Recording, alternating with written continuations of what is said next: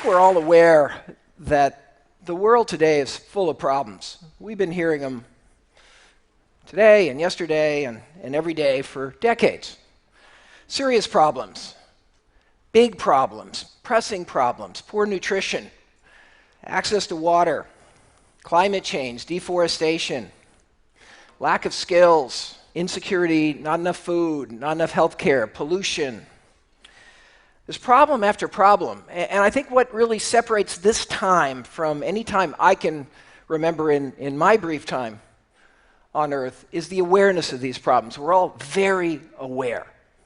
Why are we having so much trouble dealing with these problems?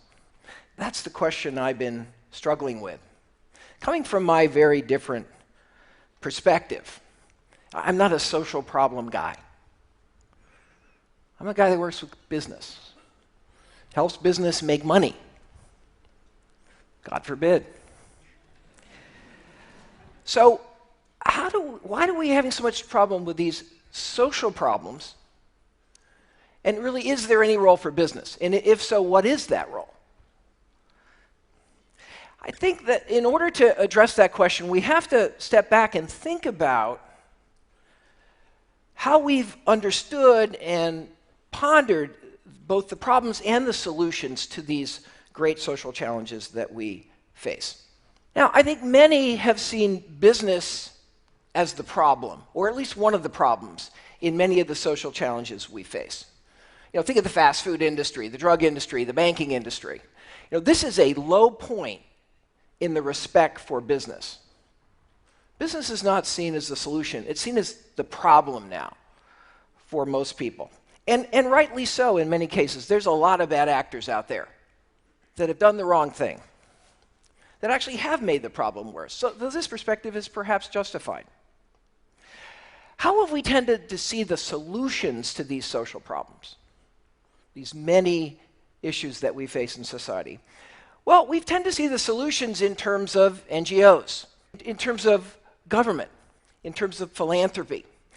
Indeed, the kind of unique organizational entity of this age is this tremendous rise of NGOs and social organizations. This is a unique new organizational form that we've seen grown up. Enormous innovation, enormous energy, enormous talent now has been mobilized through this structure to try to deal with all of these challenges. And many of us here are deeply involved in that. I'm a business school professor, but I've actually founded, I think now 4 nonprofits. Whenever I got interested and became aware of a societal problem, that was what I did, form a nonprofit. That was the way we thought about how to deal with these issues. Even a business school professor has thought about it that way. But I think at this moment, we've been at this for quite a while. We've been aware of these problems for decades. We have decades of experience with our NGOs and with our government entities, and there's an awkward reality. The awkward reality is we're not making fast enough progress. We're not winning. These problems still seem very daunting and very intractable, and any solutions we're achieving are small solutions. We're making incremental progress. What's the fundamental problem we have in dealing with these social problems? If we cut all the complexity away, we have the problem of scale. We can't scale. We can make progress, we can show benefits, we can show results, we can make things better, we're helping, we're doing better, we're doing good. We can't scale. We can't make large-scale impact on these problems. Why is that? Because we don't have the resources. And that's really clear now. And that's clearer now than it's been for decades. There's simply not enough money to deal with any of these problems at scale using the current model. There's not enough tax revenue. There's not enough philanthropic donations to deal with these problems the way we're dealing with them now. We've got to confront that reality. And the scarcity of resources for dealing with these problems is only growing, certainly in the advanced world today, with all the fiscal problems we face. So if it's fundamentally a resource problem, where are the resources in society? How are those resources really created? The resources we're going to need to deal with all these societal challenges. Well, there, I think the answer is very clear. They're in business. Why all wealth is actually created by business. Business creates wealth when it meets needs at a profit. That's how all wealth is created. It's meeting needs at a profit that leads to taxes, and that leads to incomes, and that leads to charitable donations. That's where all the resources come from. Only business can actually create resources. Other institutions can utilize them to do important work, but only business can create them. And business creates them when it's able to meet a need at a profit. The resources are overwhelmingly generated by business. The question then is, how do we tap into this? How do we tap into this? Business generates those resources when it makes a profit. That profit is that small difference between the price and the cost it takes to produce whatever solution business has created to whatever problem they're trying to solve. But that profit is the magic. Why? Because that profit allows whatever solution we've created to be infinitely scalable. Because if we can make a profit, we can do it for 10, 100, a million, 100 million, a billion. The solution becomes self-sustaining. That's what business does when it makes a profit. Now, what does this all have to do with social problems? Well, one line of thinking is, well, let's take this profit and redeploy it into social problems. Business should give more. Business should be more responsible. And that's been the path that we've been on in business. But again, this path that we've been on is not getting us where we need to go. Now, I started out as a strategy professor, and I'm still a strategy professor. I'm proud of that. But I've also, over the years, worked more and more on social issues. Worked on healthcare, the environment, economic development, reducing poverty. And as I worked more and more in the social field, I started seeing something that had a profound impact on me and my whole life in a way. The conventional wisdom in economics and the view in business has historically been that actually there's a trade-off between social performance and economic performance. The conventional wisdom has been that business actually makes a profit by causing a social problem. Classic example is pollution. If business pollutes, it makes more money than if it tried to reduce that pollution. Reducing pollution is expensive, therefore businesses don't want to do it.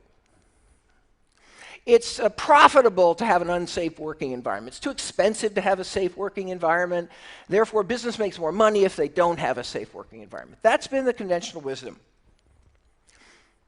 A lot of companies have fallen into that conventional wisdom. They resisted environmental improvement, they resisted workplace improvement. That thinking has led to, I think, much of the behavior that we have come to criticize in business, that I come to criticize in business. But the more deeply I got into all these social issues, one after another, and actually the more I tried to address them myself personally in a few cases through nonprofits that I was involved with, the more I found actually that the reality is the opposite. Business does not profit from causing social problems, actually not in any fundamental sense. That's a very simplistic view. The deeper we get into these issues, the more we start to understand that actually business profits from solving social problems. That's where the real profit comes. Let's take pollution. We've learned today that actually reducing pollution and emissions is generating profit. It saves money, makes the business more productive and efficient. It doesn't waste resources. Having a safer working environment actually and avoiding accidents, it makes the business more profitable because it's a sign of good processes. Accidents are expensive and costly. Issue by issue by issue, we start to learn that actually there's no trade-off between social progress and economic efficiency in any fundamental sense. Another issue is health. I mean, what we found is actually health of employees is something that business should treasure because that health allows those employees to be more productive and come to work and not be absent. The deeper work, the new thinking on the interface between business and social problems is actually showing that there's a fundamental, deep synergy, particularly if you're not thinking in the very short run. In the very short run, you can sometimes fool yourself into thinking that there's fundamentally opposing goals. But in the long run, ultimately, we're learning in field after field that this is simply not true. So how could we tap into the power of business to address the fundamental problems that we face? Imagine if we could do that. Because if we could scale. We could tap into this enormous resource pool and this organizational capacity. And guess what? That's happening now, finally. Partly because of people like you, who've raised these issues now for year after year and decade after decade. We see organizations like Dow Chemical leading the revolution away from trans fat and saturated fat with innovative new products. This is an example of Jane Irrigation. This is a company that's brought drip irrigation technology to thousands and millions of farmers, reducing substantially the use of water. We see companies like the Brazilian forestry company, Fibreeza, that's figured out how to avoid tearing down old-growth forests and using eucalyptus and getting much more yield per hectare of pulp and making much more paper than you could make by cutting down those old trees. You see companies like Cisco that are training so far 4 million people in IT skills to actually, yes, be responsible, but help expand the opportunity to disseminate IT technology and grow the whole business. There's a fundamental opportunity for business today to impact and address these social problems, and this opportunity is the largest business opportunity we see in business.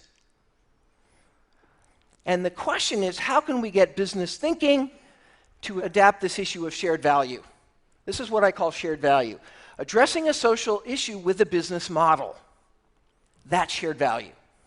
Shared value is capitalism, but it's a higher kind of capitalism. It's capitalism as it was ultimately meant to be, meeting important needs, not incrementally competing for trivial differences in product attributes and market share.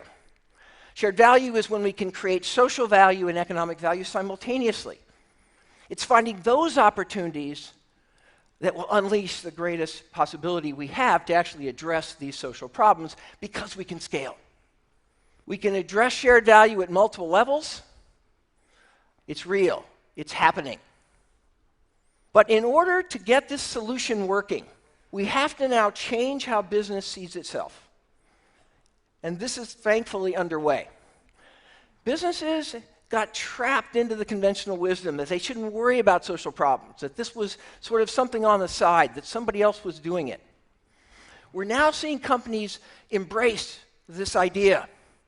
But we also have to recognize business is not going to do this as effectively as if we have NGOs and government working in partnership with business. The new NGOs that are really moving the needle are the ones that have found these partnerships, that have found these ways to collaborate.